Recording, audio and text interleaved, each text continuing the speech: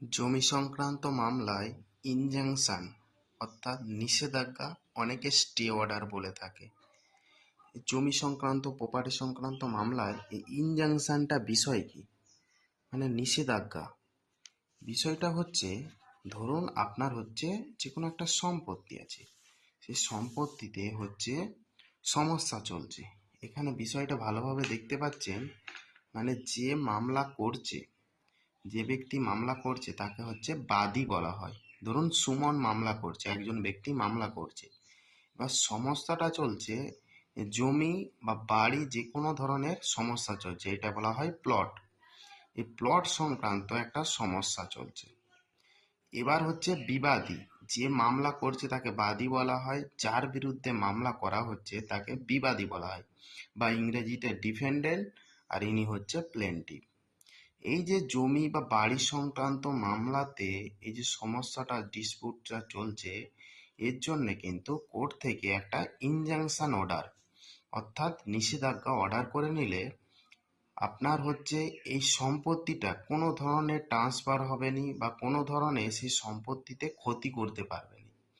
মানে দুজনকেই কাজ থেকে বিরত থাকতে হবে, মানে যে কোনো ধরনের বিল্ডিং বা কনস্ট্রাকশন করা যাবে না, সেই জমিটা বিক্রি করা যাবে না, কোনো ধরনের নেচার পরিবর্তন করা যাবে না। আপনার জমিটি সুরক্ষিত রাখতে উকিলবাবুর মাধ্যমে দেওয়ানি আদালতে অর্থাৎ কোর্টেতে দেওয়ানি আদালতে আপনাকে ইনজাংশন নিষেধাজ্ঞা জারি করতে হবে।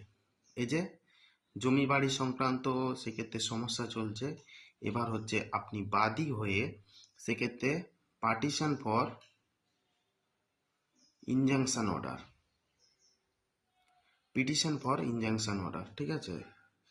এই পার্টিশন ফর ইনজাংশন অর্ডার করলেন, সেই ক্ষেত্রে এবার কি হয়, এবার ইনজাংশন বিভিন্ন রকমের হতে পারে। প্রধানত 3 প্রকারের হতে পারে। অ্যাড ইন্টারিম ইনজাংশন, ইংলিশে লিখেছি, বাংলাতে সুবিধার্থে অন্তর্বর্তীকালীন নিষেধাজ্ঞা বলে। একে টাইম মেবি মানে ভ্যালিডিটি থাকে 1 মাসের জন্য। আবার আপনি পার্মানেন্ট ভাবেও ইনজাংশন করতে পারেন, মানে টেম্পোরারি ইনজাংশন, অস্থায়ী নিষেধাজ্ঞা যেটা বলে, অস্থায়ী নিষেধাজ্ঞা। এটা যতদিন মামলা চলবে ততদিন কিন্তু এই নিষেধাজ্ঞাটা জারি থাকবে। আপনার জমি প্রপার্টি কিন্তু সম্পত্তি কোনো ধরনের সমস্যা হবে না। এটা হচ্ছে পার্মানেন্ট ইনজাংশন, মানে ইনজাংশন স্থায়ী নিষেধাজ্ঞা, মানে যতক্ষণ না ফাইনাল ডিগ্রি অর্ডার হচ্ছে ততক্ষণ পর্যন্ত মামলাটা থাকবে। এই যে জমি সংক্রান্ত, জমি একটা প্লট আছে, সেক্ষেত্রে সেই মামলা করার জন্য কি কি কাগজপত্র লাগবে? কাগজপত্র লাগবে হচ্ছে দখল, দলিল। এই যে দখল লাগবে, মানে জমিটায় দখল আছে কিনা, দখল থাকলেও হবে বা না থাকলেও হবে, কিন্তু দলিল, দলিলটা কিন্তু লাগবে। পর্চা, যেটা আমরা রেকর্ড বলি। রেকর্ড আবার 3 ধরনের হয়ে থাকে, RS, CS এবং LR, এই 3টি রেকর্ড, ঠিক আছে। এবং খাজনা রসিদ, যেটা বেশি ট্যাক্স যেটা বলি আমরা, সেই বিষয়গুলো দিলে কিন্তু ভালো হয়, আপনার উকিলবাবু ভালোভাবে কিন্তু মামলাটা পরিচালনা করতে পারবে। এবং আদার অন্যান্য বিষয় তো আছেই। তো ইনজাংশন অর্ডার সেক্ষেত্রে বিভিন্ন মামলায় কিন্তু আপনারা দেখতে পাবেন। ইনজাংশন অর্ডার সেক্ষেত্রে দলিল, আমি দলিল লেখাচ্ছি, রেকর্ড, বিভিন্ন ধরনের মামলা যখন আমরা পরিচালনা করি বিভিন্ন ধরনের অর্ডার কপি আমরা দেখতে পাই।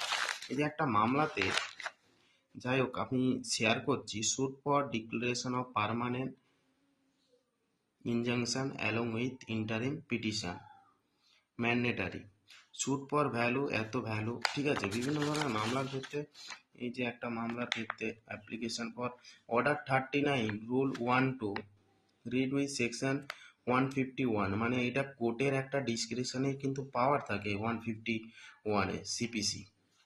যাই হোক, মামলার সুবিধার্থে, মানুষের সুবিধার্থে এইসব বিষয়গুলি কিন্তু তুলে ধরা। তো ইনজাংশন আপনারা একটা উকিলবাবুর মাধ্যমে করতে পারেন। ইনজাংশন করলে কিন্তু আপনার এই জায়গা বা জমিটি কিন্তু সুরক্ষিত থাকবে। এবং ভিডিওটি অবশ্যই কোনো যদি কোশ্চেন থাকে অবশ্যই জিজ্ঞাসা করবেন। আমি একটা নাম্বার দিচ্ছি, সেই নাম্বারটা আমার সাথে কোনো মামলা ধরনের জিজ্ঞাসা থাকলে অবশ্যই আইনি পরামর্শ পাবেন। এবং আমার চ্যানেলে নতুন হয়ে থাকলে অবশ্যই সাবস্ক্রাইব করে পাশে থাকুন। Thank you for watching my video.